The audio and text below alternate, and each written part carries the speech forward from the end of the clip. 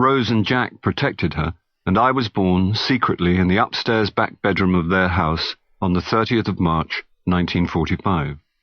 As soon as it was practical, when I was in my second year, Pat left Ripley, and my grandparents brought me up as their own child.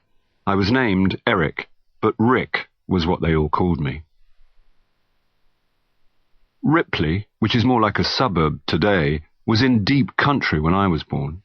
It was a typical small rural community, with most of the residents being agricultural workers, and if you weren't careful about what you said, then everybody knew your business. So it was important to be polite. Guildford was the main shopping town, which you could get to by bus, but Ripley had its own shops too. Every village had a sweet shop.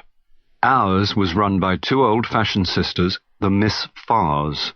We would go in there, and the bell would go ding-a-ling-a-ling, and one of them would take so long coming from the back of the shop that we could fill our pockets up before a movement of the curtain told us she was about to appear.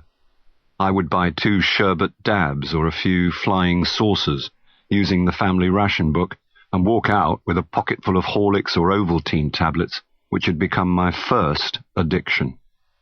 In spite of the fact that Ripley was, all in all, a happy place to grow up in, life was soured by what I had found out about my origins, and the result was that I began to withdraw into myself. There seemed to have been some definite choices made within my family regarding how to deal with my circumstances, and I was not made privy to any of them. I observed the code of secrecy which existed in the house.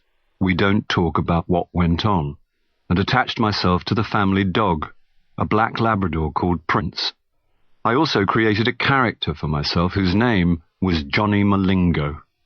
Johnny was a suave, devil-may-care man-boy of the world who rode roughshod over anyone who got in his way. I would escape into Johnny when things got too much for me, and stay there until the storm had passed.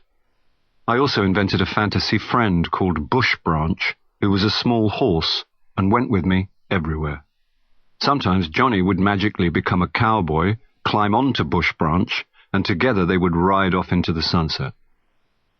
School, for me, began when I was 5 at Ripley Church of England Primary School, which was situated in a flint building next to the village church. Opposite was the village hall, where I attended Sunday school, and where I first heard a lot of the old beautiful English hymns, my favourite of which was Jesus Bids Us Shine.